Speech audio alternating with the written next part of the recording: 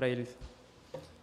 Santíssimo Deus, nós te agradecemos pela vida do presbítero Diego. Obrigado, Pai, também por este momento que estamos reunidos em Tua presença, por este dia, o dia do Senhor. Pai, fale conosco através da Tua palavra, Senhor, que o presbítero seja um canal de bênçãos na nossa vida, que saímos daqui edificados, Senhor, pela Tua palavra, santificados pelo Teu Espírito. Em nome de Jesus Cristo é o que nós pedimos com perdão dos pecados. Amém. Seja bem-vindo. Obrigado. Irmãos e irmãs, muito bom dia. Que a graça e a paz do Senhor Jesus esteja com todos. É um prazer muito grande estar aqui novamente para partilhar a palavra de Deus, rever amigos queridos, reverendo Felipe, sua digníssima esposa, presbítero Marcelo e aos irmãos que de maneira tão carinhosa nos recebem quando estamos aqui. Nós vamos estar expondo o Salmo de número 91 e falando um pouco a respeito da beleza deste Salmo. Eu estou utilizando a Nova Almeida atualizada, já tem um tempo, nas minhas exposições bíblicas, então talvez a leitura tenha algumas diferenças, tá? Mas eu estou utilizando aqui a NAA, Nova Almeida atualizada, que não diverge tanto assim da Almeida atualizada que nós estamos comumente, tradicionalmente acostumados a utilizar. Não diverge tanto, mudam apenas alguns termos, mas é uma leitura um pouco mais coloquial, mais comum, menos clássica. Diz assim, Salmo 91, a epígrafe aqui na edição que eu estou usando é sob a sombra do Altíssimo, e assim diz o texto.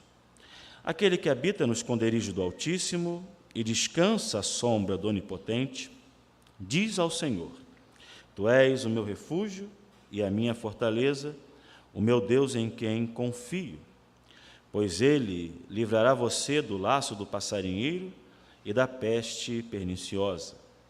Ele o cobrirá com as suas penas, e sob suas asas você estará seguro. A sua verdade é proteção e escudo. Você não terá medo do terror noturno, nem da flecha que voa de dia, nem da peste que se propaga nas trevas, nem da mortandade que assola ao meio-dia. Caiam 1000 ao seu lado e 10.000 à sua direita, você não será atingido. Somente com os seus olhos você contemplará e verá o castigo dos ímpios. Você disse: o Senhor é o meu refúgio. Você fez do Altíssimo a sua morada. Nenhum mal lhe sucederá, praga nenhuma chegará à sua tenda, porque aos seus anjos ele dará ordens a seu respeito, para que guardem você em todos os seus caminhos. Eles o sustentarão nas suas mãos, para que você não tropece em alguma pedra. Você pisará o leão e a cobra, e com os pés esmagarás o leãozinho e a serpente. Deus diz: porque a mim se apegou com amor, eu o livrarei. Eu o protegerei, porque conhece o meu nome. Ele me invocará, e eu lhe responderei. Na sua angústia, eu estarei com ele. Eu o livrarei e o glorificarei. Vou saciá-lo com longevidade e lhe mostrarei a minha salvação. Eu gostaria de hoje, nos próximos minutos, falar com os irmãos sobre estarmos seguros e em descanso. A princípio, temos que ter em mente que o Salmo 91, ele trata com muita clareza sobre essa proteção de Deus para os seus filhos, mas também é um salmo que nos leva a confiarmos na aliança que Deus tem com o seu povo. Quando fazemos uma leitura deste salmo, nós temos que ter em mente que todos os livramentos e seguranças que Deus promete em sua palavra não estão atrelados a uma promessa de falta de adversidade. Até porque as tribulações e adversidades que enfrentamos, elas só são de maneira mais clara evidenciadas em meio a momentos de dor, tormento e tribulação. Então, de maneira muito coloquial, nós podemos entender que Deus ele não nos livra das tribulações, mas nos livra e nos protege na tribulação. Tendo isso em mente, temos que ter sempre colocado diante de nós que esse salmo ele fala sobre essa questão da proteção divina, mas que ele não trata de uma promessa de ausência de problemas. O salmo tem uma narrativa sobre esses livramentos e essa proteção das circunstâncias que estão à nossa volta, mas nos mostra de maneira muito clara que a segurança do crente não está na mudança das circunstâncias, mas em si, na sua comunhão com Deus. Então, o Salmo 91 fala sobre isso, sobre comunhão com Deus, descanso nele e, consequentemente, proteção. Tendo isso em mente, nós vamos estar analisando os versículos, para podermos entender do que se trata. Na divisão do Saltério, que são 4 livros, o Salmo 91 está no 3º livro. E o Salmo 91, ele possui uma natureza um tanto anônima. No entanto, mesmo tendo essa natureza anônima, nós encontramos essas promessas de livramento, tanto no Antigo quanto no Novo Testamento. Quando você faz uma leitura do Salmo 91, você vê que ele se encaixa com muita propriedade em diversas ocasiões em que grandes homens de Deus enfrentaram problemas e tiveram livramento. Na reflexão anterior que foi feita aqui, citou-se a questão de Davi com Golias. Ali está uma prova do cuidado de Deus com o seu escolhido. Diante da tribulação, diante do perigo iminente, ele não teve temor, porque sabia que o Senhor estava com ele. Então, tudo isso nós vemos com muita clareza nas Sagradas Escrituras. Deus sempre prometeu guardar o seu povo. Evidentemente que em alguns momentos nós vamos ter que lidar com a tribulação. Vamos ter que lidar com o problema circunstancial.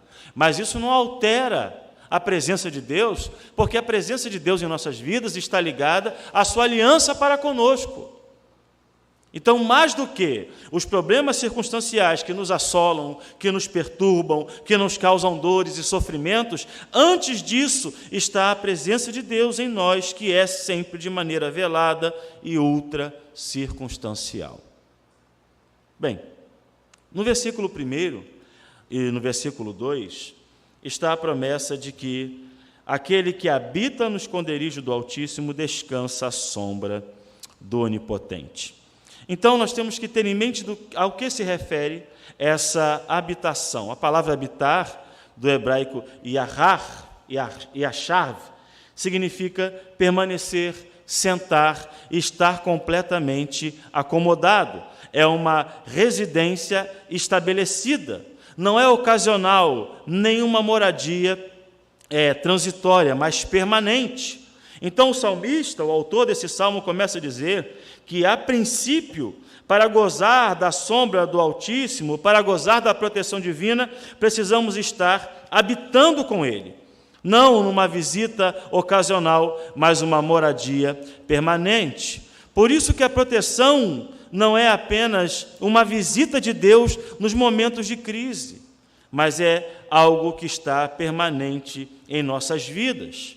Então, nós temos que sempre colocar em nosso coração que não é apenas uma coisa ocasional, que não é como nós fazemos, às vezes, na nossa relação com os amigos, em que vamos na casa dele de vez em quando, mas é permanecer, estar constantemente juntos.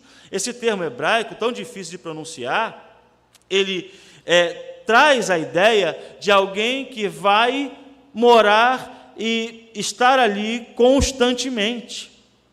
Então, habitar, nesse texto, traz a ideia de morada, de estabelecer a sua casa, de estar completamente e plenamente estabelecido no esconderijo do Altíssimo.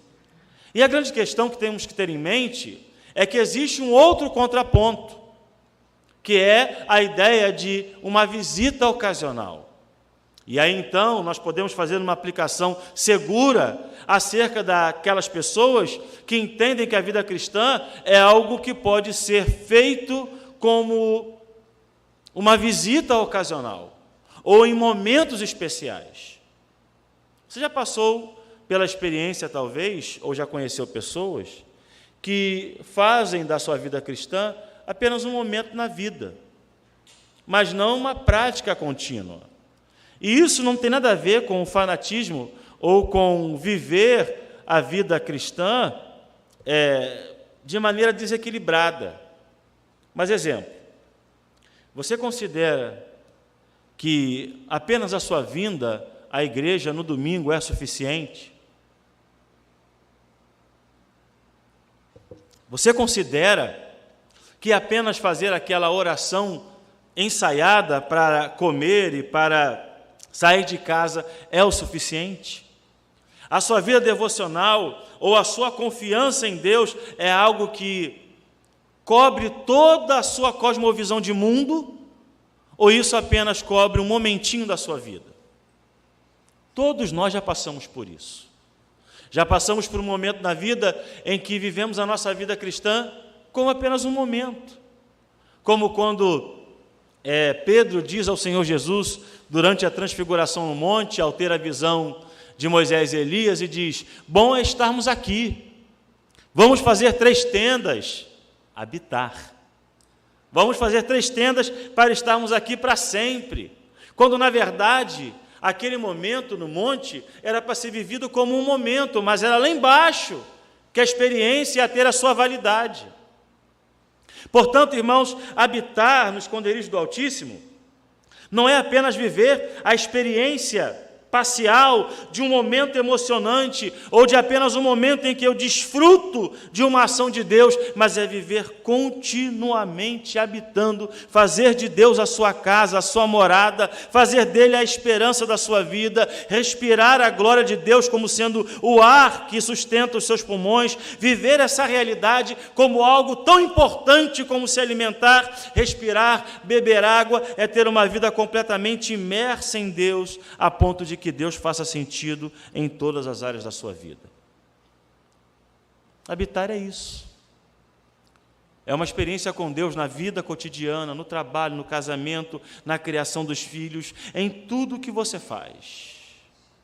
Até mesmo quando você toma aquele remédio de todos os dias e dizer: eu estou tomando esse remédio, mas a minha confiança é no Senhor.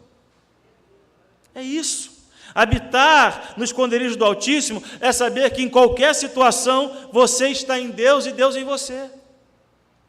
É isso que é o termo hebraico difícil de pronunciar e que eu não, particularmente não, hebraico nunca foi a minha área no seminário, difícil de pronunciar, mas é isso que esse termo quer dizer no original. Portanto, essa proteção de Deus não é para quem visita Deus apenas nas crises, mas para quem faz de Deus o seu lugar de permanência. E é isso que o versículo 1 tem a nos dizer. Depois, a parte B do versículo vai dizer: descansa à sombra do Onipotente. E o versículo 2 diz ao Senhor: tu és o meu refúgio e a minha fortaleza, o Deus meu em quem confio. Ou seja, esconderijo, o termo hebraico seter, significa um lugar oculto, secreto, protegido. Ou seja, meus irmãos, a grande verdade é que a todo momento nós somos alvo de batalhas espirituais, de dificuldades na vida, de tribulações e problemas, da perseguição do mundo e do diabo. E se estamos ainda de pé, é porque estamos guardados pelo Senhor. Agora, você de fato acredita nisso? Isso traz segurança ao seu coração? Todos nós temos os nossos defeitos. E o meu defeito, que é uma coisa que já me trouxe alguns problemas, é ser extremamente distraído em alguns momentos. Como numa ocasião, infelizmente, onde eu moro hoje em dia, é uma área de risco, e no momento de troca de tiros, eu continuei em pé, roçando o terreno na frente da minha casa. Porque o rádio estava muito alto. E a música que eu estava ouvindo era uma música muito barulhenta. Os tiros foram na rua de baixo. Eu, sinceramente, irmãos, eu estava ouvindo a música e não me liguei nos tiros que poderiam vir na minha direção. Aí, daqui a pouco, deu sede, eu fui beber água. Quando eu entrei dentro de casa, eu vi ali meu finado pai, minha mãe e meu filho mais velho deitado no chão e falo, que você não está ouvindo os barulhos? Barulho de quê? Dos tiros. Falei, era tiro, eu pensei que fosse a bateria da música que eu estava ouvindo. Sai daí, você está na frente da linha de tiro. Realmente, eu sou muito distraído. Eu estava dormindo no ônibus durante um assalto, irmão, já aconteceu isso comigo. Eu dormi muito cansado, o trabalho como plantonista, tinha feito uma dobra no trabalho, então eu estava 24 horas de plantão, deitado no último banco.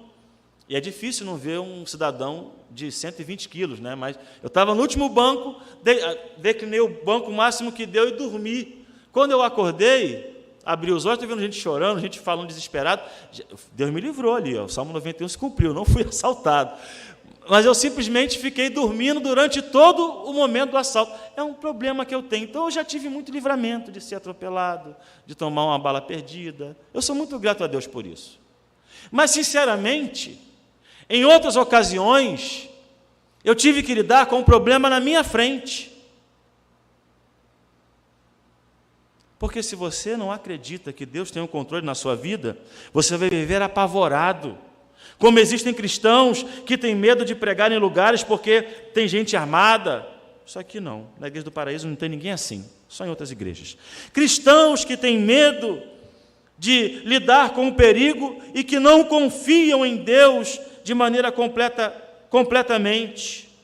De maneira completa. E esse é o convite do Salmo na manhã de hoje, a você entender que se você está escondido em Deus, atrás da cruz de Cristo, ainda que o mal se apresente diante de você, você tem o poder de vencê-lo em nome de Jesus. Aqui não tem isso, mas eu me lembro, chegando numa igreja, também para pregar, e aí tinha um pessoal olhando. Não temos visitantes não crentes aqui, né? Todos são cristãos? Levante a mão. Em frente à igreja, eu falo alto, vou falar, vocês vão me ouvir. Em frente à igreja tinha algumas oferendas de religiões de matriz africana. Colocaram lá. Quando eu cheguei, alguns irmãos estavam olhando, com um pouco de receio de tirar. E eu entrei, tomei café, conversei, e eu olhei e estava lá e falei com o diácono. Falei, irmão, a gente podia tirar aquilo dali, né? Domingo, dia de culto, está ali na frente da igreja. E eu notei que aquele irmão estava com um pouco de receio de tirar. Eu falei, você tem medo de tirar, irmão? Pode falar a verdade, eu não vou te julgar, não. Não tenho, não. Então, por que você não tirou onde eu chegar, fulano? Eu tinha que chegar para falar com você para tirar, você não está vendo isso aí? Pega lá o carrinho de mão e a pá. Tiramos tudo, botamos na lixeira para aquilo ser despachado e ir para o lixo. Mas tem cristãos que acreditam e têm medo até mesmo de obras de feitiços e de coisas que são de outras crenças. Nós estamos escondidos no Senhor, protegidos e escondidos. Por isso que a segurança na vida, ela está escondida no poder de Deus. E aí a terceira verdade desses 2 versículos diz que nós iríamos descansar. Descansa à sombra do Onipotente. No versículo 1 ainda, do termo hebraico lum, que significa estar numa comunhão tão constante com Deus e tão seguro que você consegue ter paz em meio às tribulações. Você consegue gozar dessa paz em meio às adversidades, irmãos? A grande questão é, o seu nível de confiança em Deus te leva a olhar para a vida e entender que o mal, que os problemas, que as tribulações, embora às vezes venham na sua direção, você está guardado e protegido, e que quando aquela tribulação vier sobre a sua vida, foi a vontade de Deus e que o Senhor lhe dará graça para suportar. Meu irmão, Deus não promete livrar você em todos os momentos da vida, não, mas Ele promete te sustentar naqueles momentos difíceis. Sustento de Deus. Maravilhoso é quando você para pensar que muitas pessoas enfrentaram momentos dificílimos na vida, dores na alma, perdas incalculáveis, mas ainda assim mantiveram a sua fé. Podemos fazer aqui uma análise rápida sobre a vida dos apóstolos. Meus irmãos, todos os apóstolos de Jesus, João morreu de velhice, mas todos morreram assassinados pelo poder estatal. Todos foram martirizados, exceto João. A minha pergunta, não por falta de tentativa, né? João não morreu porque o Senhor o livrou.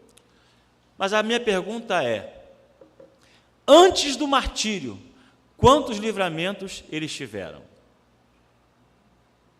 Quantos livramentos Pedro, João e os demais, Paulo e os demais apóstolos tiveram antes do seu martírio final? Vários. Eles desfrutaram dessa ação poderosa de Deus. Agora, é como a prisão, uma das prisões do apóstolo Pedro, quando o Senhor envia o anjo para o despertar, Pedro dormia na prisão. Quem é que dorme sabendo que talvez seria morto no dia seguinte?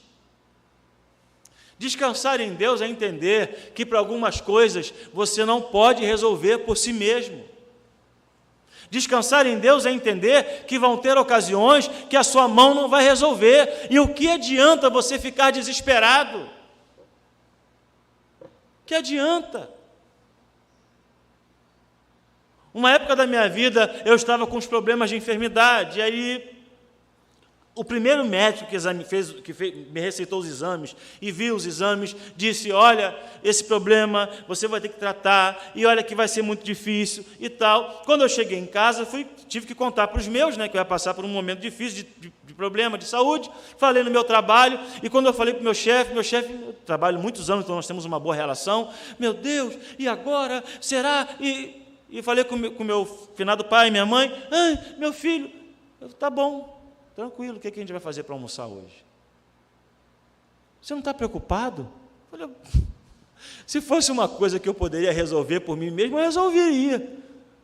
Não estou sentindo nada, isso que é bom. E aí, fiz alguns exames depois, tomei as medicações, entreguei nas mãos do Senhor e orava todo dia por isso, e o Senhor me livrou.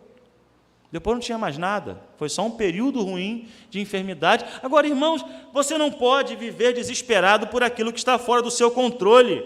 Eu não sei como está a sua manhã de hoje, como tem sido a sua semana, o que você tem enfrentado, mas o que eu posso dizer para você, fundamentado nesse texto, é que como você é cuidado por Deus, como você está habitando ao lado de Deus, escondido em Deus, você deve desfrutar da paz que Deus pode lhe dar. Aquilo que o apóstolo Paulo afirma, que a paz de Deus que excede todo entendimento, a paz ultracircunstancial, é que nos mantém descansados.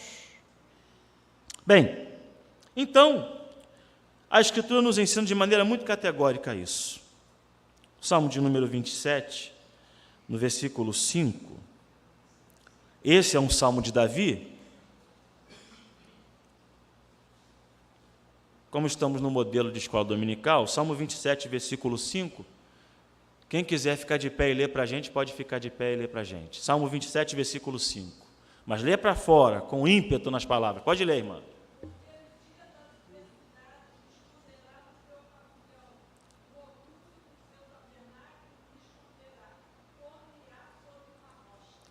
O Senhor estará guardando o seu povo. João, capítulo 15, versículo 4. Quem abrir primeiro, pode ler para a gente, por favor.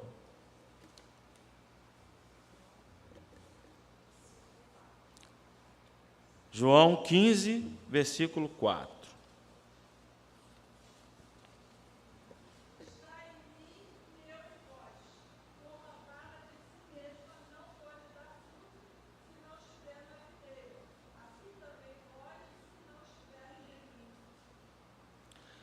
Portanto, irmãos, nós precisamos estar em Deus para desfrutarmos dessa paz. E aí, ainda nos versículos 1 e 2, o texto vai dizer que aquele que habita no esconderijo do Altíssimo é aquele que conhece, que tem um relacionamento pessoal e que sabe quem Deus é. Agora, irmãos, nós temos que ter sempre em mente o seguinte: a segurança não elimina o perigo. O que ela garante é a presença de Deus. Dos versículos de 3 até o versículo 13, é um tratado sobre esta realidade.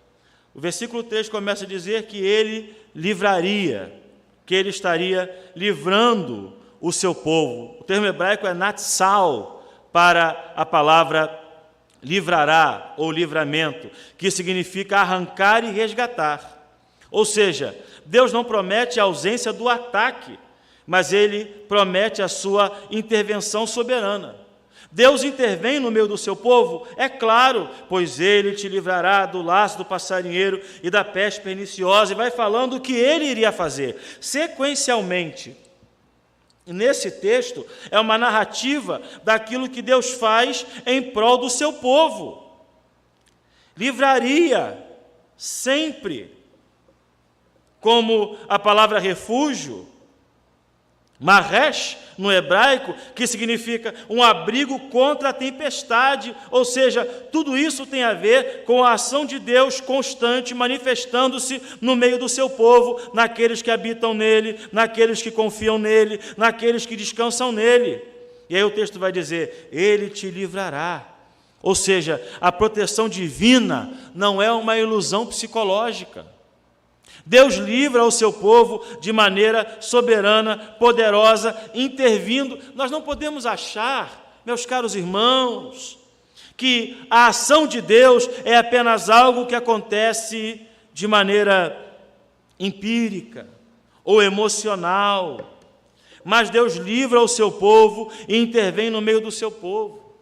Não tem nada a ver ser cristão tradicional, reformado, cessacionista, com não crer em milagres. Existe um equívoco, e isso é oriundo do liberalismo teológico, em acreditar que Deus não intervém positivamente e poderosamente no meio da sua igreja. Como é que eu vou ler as Escrituras, vou orar a Deus, crer num Deus soberano, Criador de tudo, se eu não crer que Ele responde oração? Se eu não crer que Ele atua de maneira poderosa? Como hoje estamos aqui, cantamos, lemos as Escrituras, ouvimos uma meditação, mas não cremos que Ele está presente aqui em nosso meio? Por isso que reverência, louvor sincero não pode ser fruto da imposição da liderança, tem que ser algo do seu coração. O amém que você diz com a sua boca enquanto você ouve tais palavras não pode ser uma solicitação daquele que está falando, mas deve ser algo do seu coração, porque você entendeu o que foi dito. Até porque, se tudo aquilo que é dito você não consegue assimilar e colocar na sua mente, não passa apenas de alguns minutos sendo um assunto dissertado. Da mesma forma, quando eu venho à igreja, ao templo, me reúno com os meus irmãos, eu canto os meus louvores, eu devo entender que esse louvor é para a glória de Deus e que Ele está recebendo. Quando eu oro por alguém que está enfermo, eu devo crer em meu coração que Deus está ouvindo aquela oração e tem poder para mudar aquela circunstância, para abrir aquela porta que está fechada, para curar aquela pessoa que está enferma, porque o nosso Deus, Ele é de fato presente na hora da angústia. O Salmo 46 é muito claro, e esse Salmo, ele é maravilhoso, que diz que Deus é o nosso refúgio e fortaleza, socorro bem presente na hora da angústia.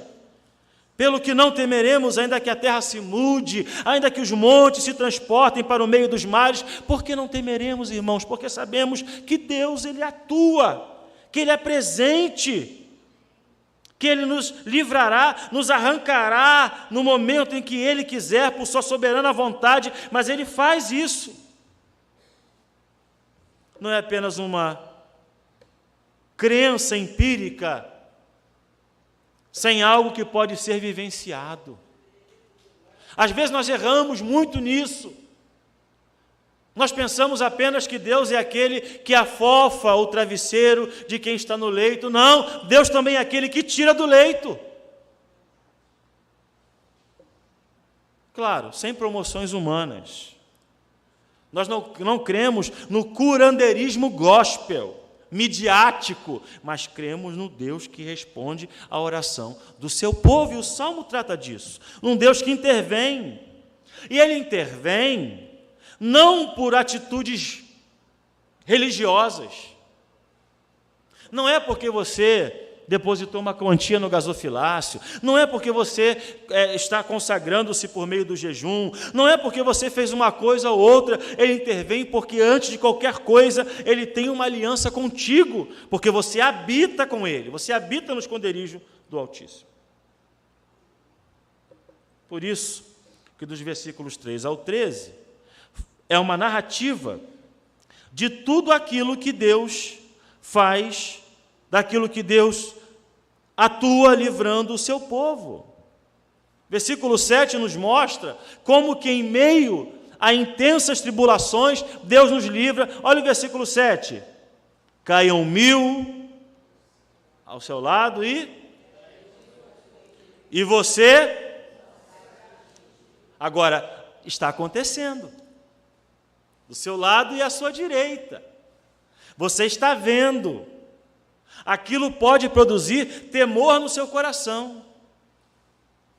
Então, Deus não prometeu tirar você da tribulação, mas no meio da tribulação estar com você. A história tão conhecida de Ananias, Misael e Azarias, ou Sadraque, Mesaque e Abednego, é uma prova disso. Por fidelidade a Deus, se negaram a prestar culto a uma imagem de escultura. O Senhor os livrou da fornalha, mas os livrou na fornalha. Por isso que Deus ele atua com o seu povo no meio das adversidades. E aí eu quero pedir mais uma vez para aqueles bons de Bíblia, leem comigo, leem para mim, quem vai abrir primeiro aí, Isaías 43, versículo 2. 2 Coríntios 4, do 8 ao 9, e Romanos, capítulo 8, 35 ao 39.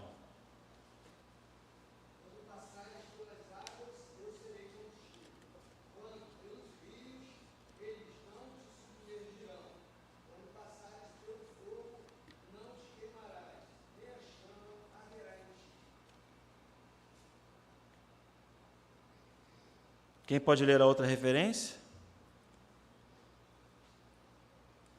A outra referência é... Pode ler, Romanos 8, 35 ao 39.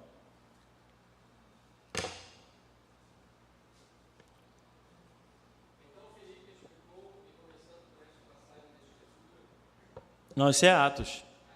Romanos 8, 35 ao 39. Você leu Atos 8, a conversão do carcereiro. Do carcereiro, também errei. Da conversão do eunuco.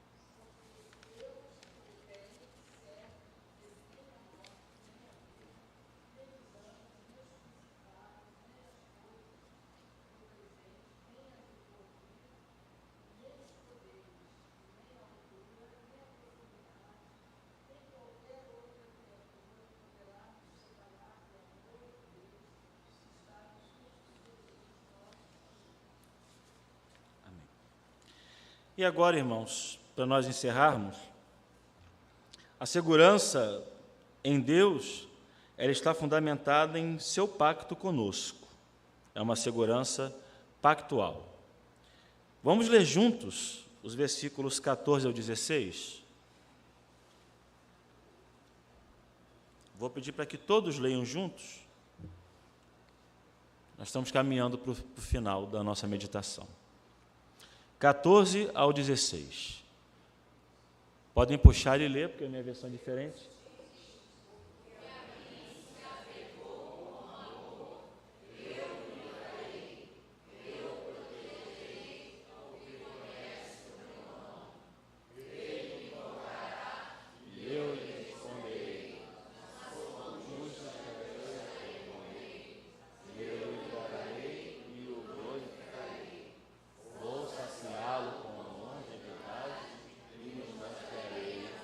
Salvação.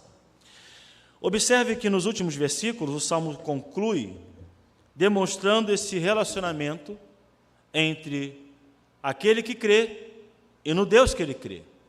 Ele me invocará e eu vou ficar calado? E eu vou me ausentar dele? Não. Ele me invocará e Ele me invocará e eu lhe responderei, porque a mim ele se apegou. Então, o texto vai dizer, Deus diz, porque a mim se apegou. Então, aquele que crê se apega, e se apega com amor. Por que colocou aqui o tradutor, as versões vão dizer se apegou com amor? Porque o termo hebraico dá essa ideia quase que como de um casamento, de uma união entranhável, aquilo que não pode ser separado, porque a mim se apegou com amor permanente. Então, por causa disso, eu o livrarei. Uma aliança que é feita. E o protegerei, porque ele conhece o meu nome. Meus irmãos, nós temos que aprender a cada dia que precisamos conhecer a Deus, e esse conhecer aqui o meu nome não é o conhecer didático. A palavra conhecer aqui, no hebraico, dá quase aquela ideia de conhecer no Antigo Testamento, é de ter uma relação íntima e pessoal, algo com alguém que você se relaciona de maneira plena, que sabe quem você é na intimidade completamente. Ele conhece o meu nome, não apenas didaticamente, não apenas de ouvir falar, como na conclusão do livro de Jó, quando ele passou lá no capítulo 42, ele chega à conclusão de tudo aquilo que ele vivenciou, e as suas experiências lhe fizeram amadurecer, aonde ele diz, eu lhe conheci apenas de ouvir, mas agora os meus olhos te veem.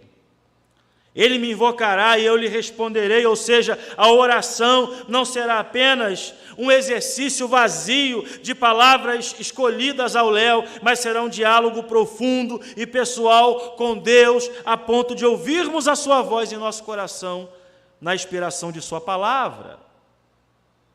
Eu o livrarei e o glorificarei. Então, para nós, saciá-lo-ei com longevidade, uma vida longa, e lhe mostrarei a minha salvação. Mas para nós o que existe é o apego. Apegar-se a Deus com amor, amá-lo entranhavelmente, conhecer o seu nome a ponto de saber quem Deus é de fato para nós. Meus irmãos, eu poderia estar aqui hoje, nós poderíamos estar aqui estudando sobre o nome de Deus, e falarmos sobre o seu significado etimológico, no Antigo Testamento, no Novo Testamento, falarmos sobre os títulos maravilhosos que Deus tinha, e você sair daqui sem ter uma experiência pessoal com Ele. A experiência pessoal com Ele é que nos torna seguro. Quem é Cristo para você? Para muitos, Jesus é aquele que o livrou de uma vida de promiscuidade. Para muitos, Jesus é aquele que o livrou do vício da droga, que o tirou da vida de crimes. Ou Cristo é aquele que lhe deu uma família de cristãos e nasceu num lar evangélico, e sobre isso você deve também colocar quem Cristo é, quem Deus é, na sua vida, no seu relacionamento pessoal. Então, para nós, se apegar a Ele com amor, conhecer o seu nome e invocá-lo. Você precisa hoje clamar ao nome do Senhor com desejo e com ímpeto no seu coração, para que você experimente o que é viver no esconderijo do Altíssimo. Não colocar a sua Bíblia de enfeite sobre um móvel aberto no Salmo 91, mas ler esse Salmo e crer que de fato as verdades que esse salmo transmite trarão segurança ao seu coração.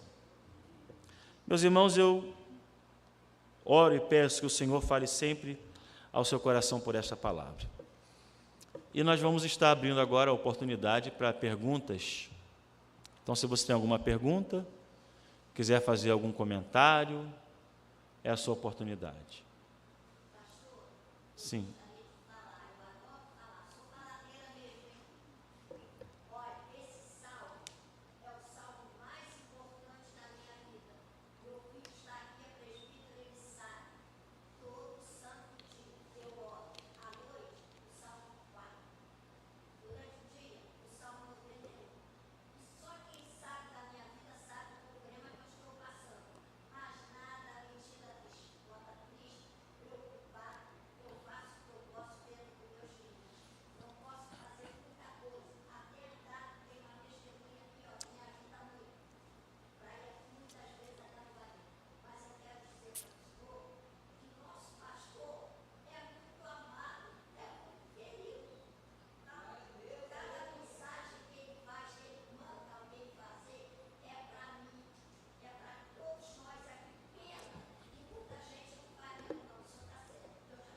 Amém. Muito obrigado, irmã. Alguém quer mais dar uma palavra, fazer um comentário, uma pergunta sobre o que foi dito? Tem a oportunidade.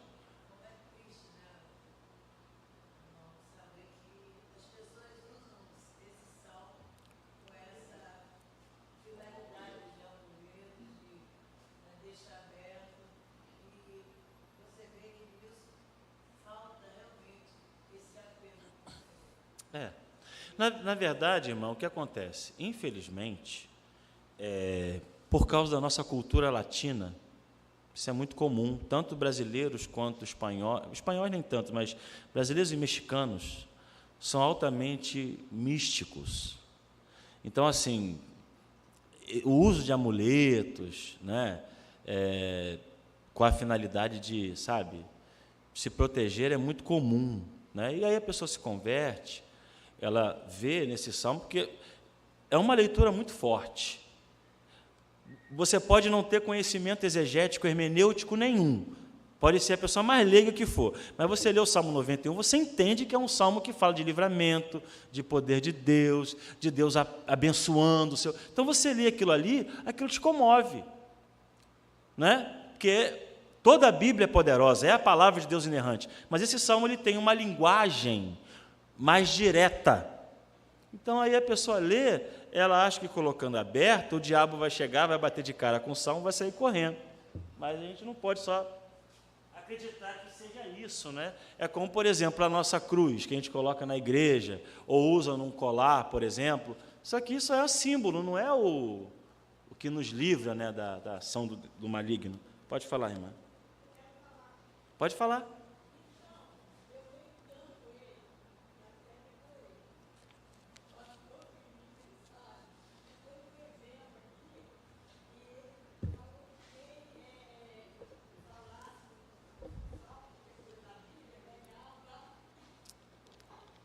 Uma gincana, né?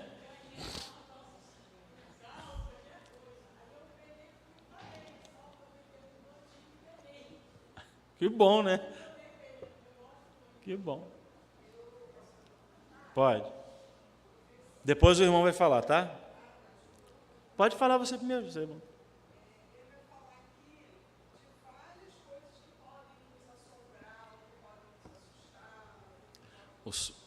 Sim.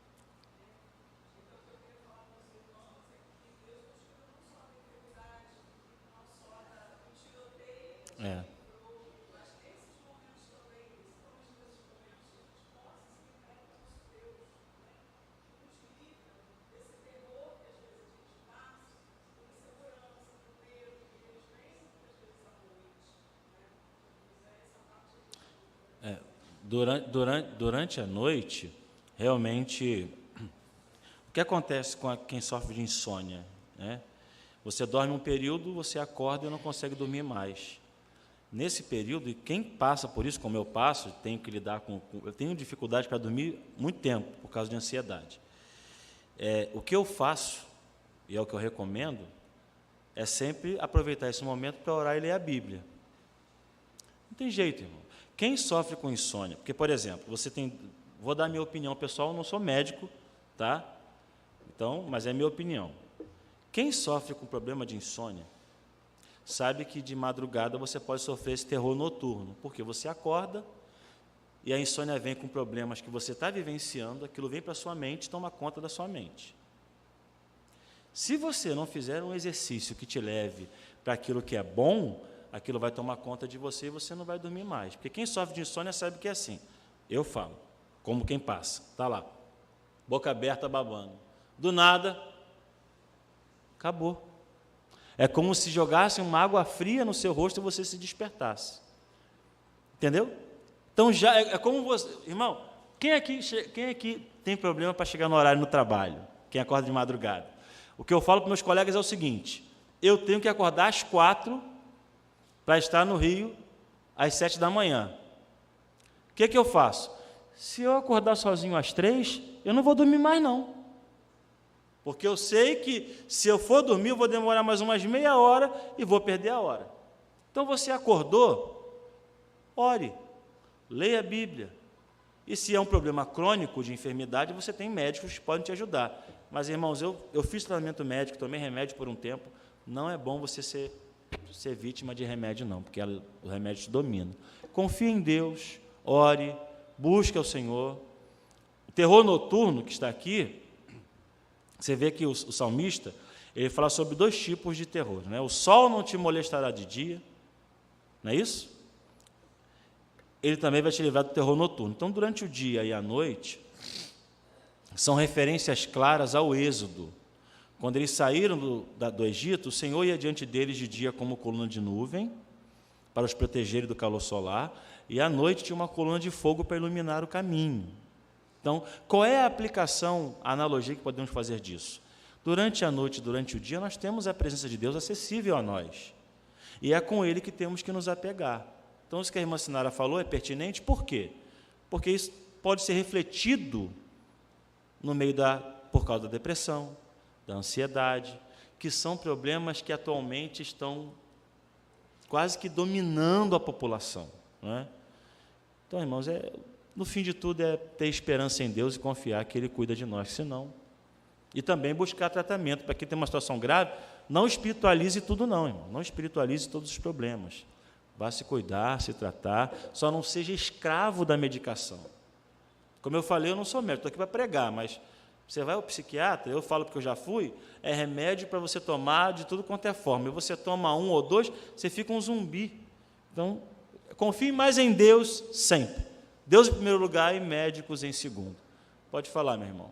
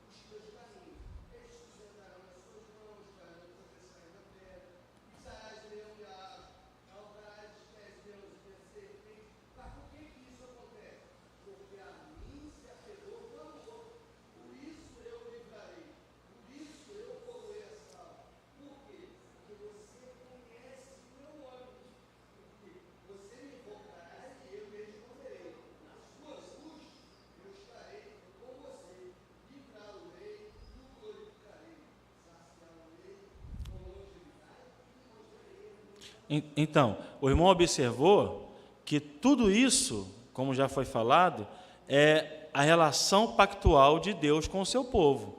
Você se apega e o Senhor te livra. Você invoca e Ele responde. Entende? Então, no fim de tudo, para desfrutar disso, só mesmo tendo uma aliança com o Senhor. Meus irmãos, eu quero convidá-los a ficar de pé, para nós orarmos. Agradeço aos irmãos pela participação. Eu espero que o Senhor aplique de maneira positiva a sua palavra e que nós possamos sempre desfrutar da bênção de termos o Senhor como aquele que cuida de nós. Senhor, nós somos gratos a Ti por esse momento em que passamos, onde lemos a Sua palavra, aonde nós a estudamos, e que as lições que nós aqui aprendemos possam ser colocadas em prática em nossa vida. Ajuda-nos, Senhor, a vivermos contigo um tempo de comunhão, um tempo, ó Deus, de uma aliança que nos marque, que nos deixe mais próximos do Senhor. Aplica a Tua palavra ao Teu povo, é o que nós lhe pedimos em nome e por amor do Senhor Jesus. Amém. Retorno a palavra ao reverendo Felipe ou ao Marcelo. Deus abençoe aos queridos irmãos.